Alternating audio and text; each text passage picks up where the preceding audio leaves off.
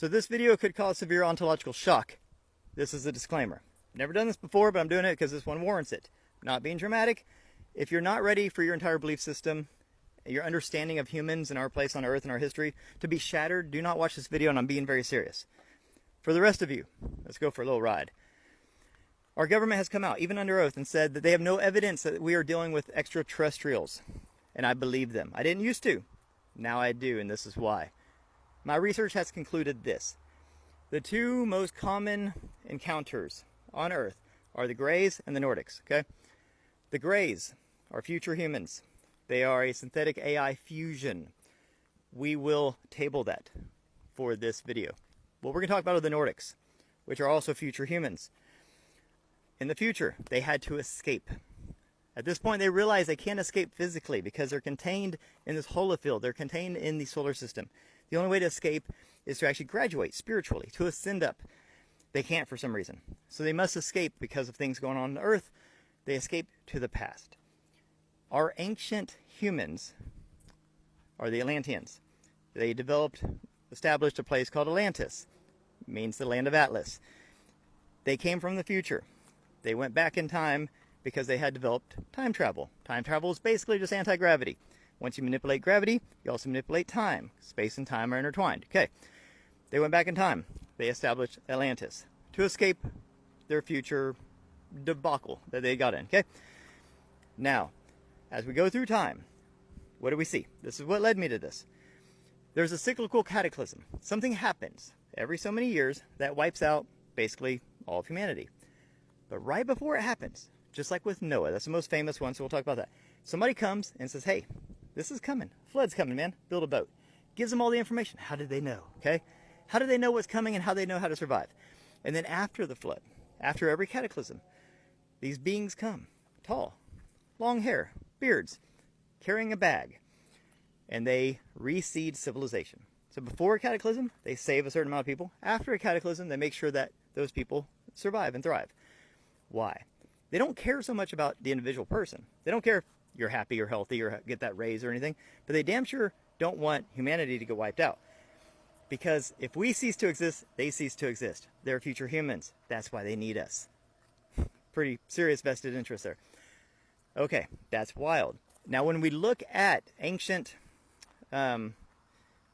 civilizations, ancient aliens, they're always going to these like megaliths and these monuments, and these temples and cities and stuff.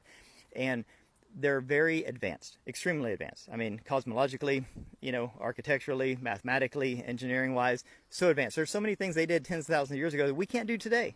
Doesn't make any sense. It's because they came from the future, okay? Now, this is where it gets super interesting.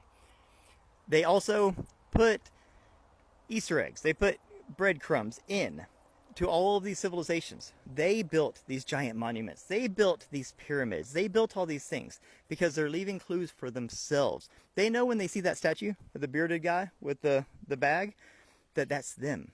It's a signature. That's why it's in every culture for thousands of years. These cultures had no contact with each other. Yet they made the statues that almost look the same, right? With the same bag, same handbag. Why? That is meaning that a cataclysm occurred there and these beings reseeded that population.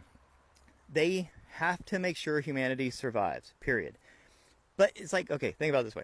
If you went back to the caveman days and you met a caveman, you wouldn't really care what ends up happening to that caveman. You'd be like, hey, he's going to have a life, a family, a job. He's going to, do caveman things, right? And he's going to learn his lessons and all that. It's not my job to intervene with that caveman. But you damn sure wouldn't go back in time and wipe out all the cavemen, right? Because we come from them. They evolve into us. See what I'm saying? We are like the cavemen to these people. We can call them people, okay? They're people. They're humans from the future that went back in time to escape something, and then they have to make sure, it's a bootstrap paradox. They have to make sure that nothing happens to us, because if something happens to us, it happens to them. But they are also trying to fix their situation because they don't want to go in a loop. So they have to make sure that they continue to exist by making sure we continue to exist. But then they're also trying to fix things. I think they are carefully editing their timeline to make sure they don't end up in the same place, which is why we see Mandela effects, which is why we see strange time dilation things, which is why we see these interventions from them in these subtle ways when it comes to our nuclear weapons, when it comes to our environment, stuff like that. They're intervening in certain ways to try to ensure a better outcome for them. So this is my takeaway with all this, besides just melting your minds for fun.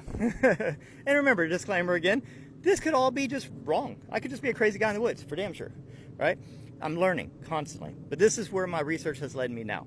And this is why I think it's important to put this out there, even though I do think I don't know, this is risky in a way, but I think it's important because I think that they want us to do better. I think the important takeaways here is what we see as gods, the Olympians, the Devas, the Anunnaki, these are us. They're humans, which shows our true human potential. And I think it's very important for everyone to realize what we're capable of a lot. But it's a cautionary tale because they had to go back in time because they messed things up, because they couldn't spiritually ascend, and because I think something physically happens to Earth. So we need to do better. We don't want to just go in a loop. If they are us and we are them, we don't want that outcome. We want a better outcome. We need to be better. We need to realize our true human potential. We need to realize what we're capable of. We need to realize that we are the gods. We look at them as gods, but we are them.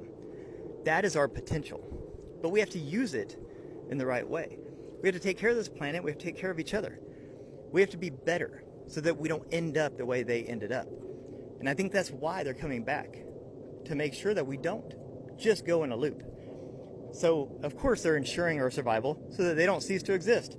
That's step one. Step two, be better. Be better. That's what I think is important here. What do you guys think? I know that's a lot. I know that's heavy, man. That's heavy. It changes everything. It changes religion. I won't even get into that, but the religious part is a big part of this.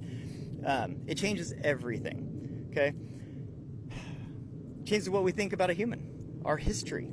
I think these guys were leaving Easter eggs all through history. I think all of these ancient monuments and monoliths and temples and sculptures and all that stuff, they left that. They're leaving themselves information embedded in all this. This is why there's so much sacred geometry embedded in all these monuments and these pyramids. They're leaving themselves information. And the only way they know it would survive cataclysms, Paper won't survive, books won't survive, computers won't survive, stone will, clay will, gigantic monoliths and pyramids will. They're leaving and embedding information. And then they put their signature, their statues of themselves, with those handbags, all along the way. They are us.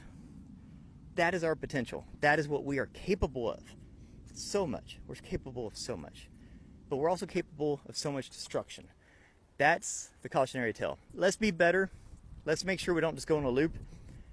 Let's rise to the occasion. Let's be the gods that we know we can be, but let's use it for good. Let me know. What do you guys think of all this? Have a beautiful day. Peace.